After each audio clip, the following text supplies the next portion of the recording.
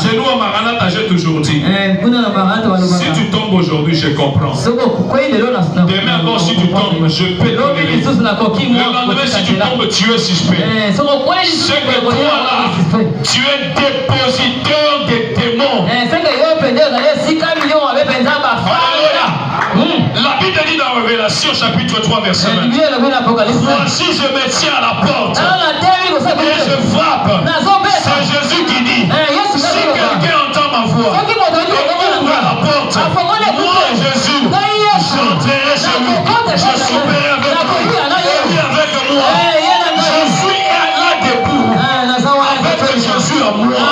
Tu es là assis avec Jésus en toi. Oh, j'aimerais dire à quelqu'un ce matin que Jésus ne peut jamais cohabiter avec un démon.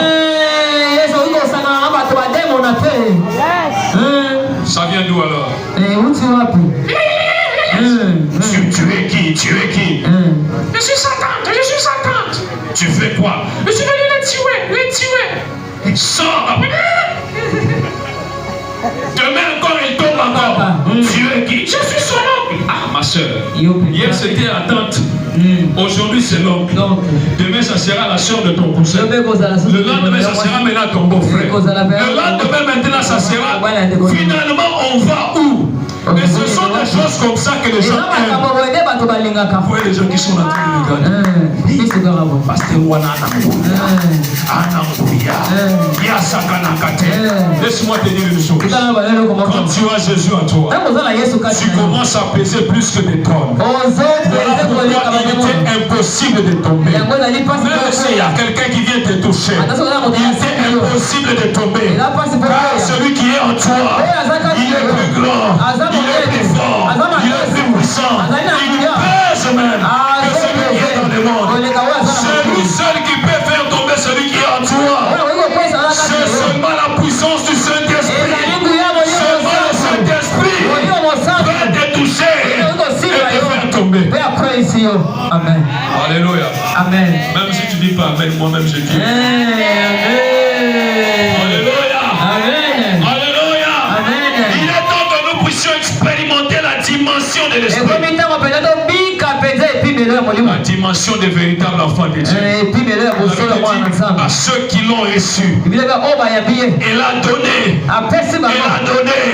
le pouvoir. Tu as le pouvoir en toi. Regarde ta main droite. Il y a du feu dans ta main droite. Il y a du feu dans ta main droite. C'est toi-même qui es ignorant. Alléluia. Amen. Pourquoi osais-tu mon peuple périt? Parce qu'il manque la connaissance. Parce qu'il manque la connaissance.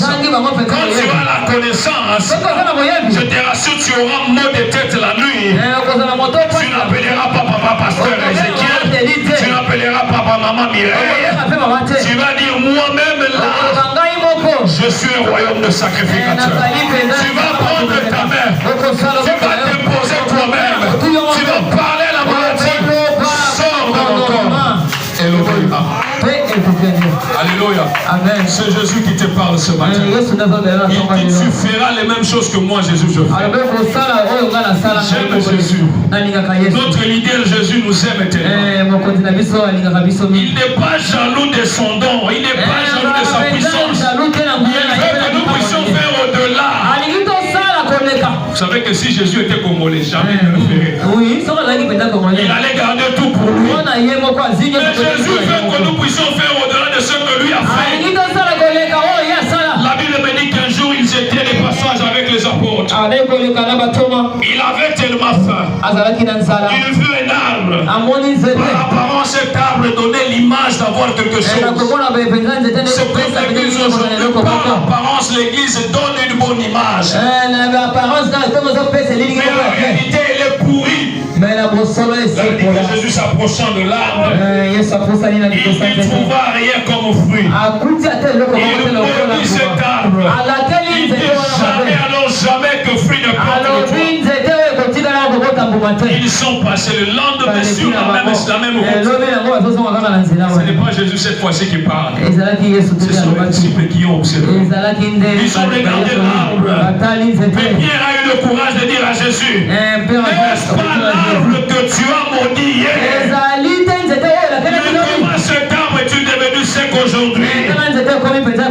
Jésus lui dit ceci.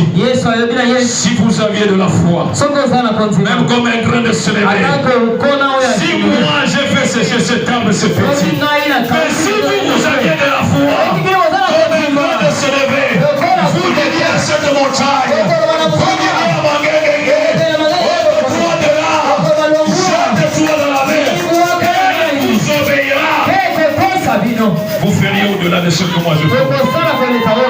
Est-ce que tu fais ce que Jésus était en train de faire?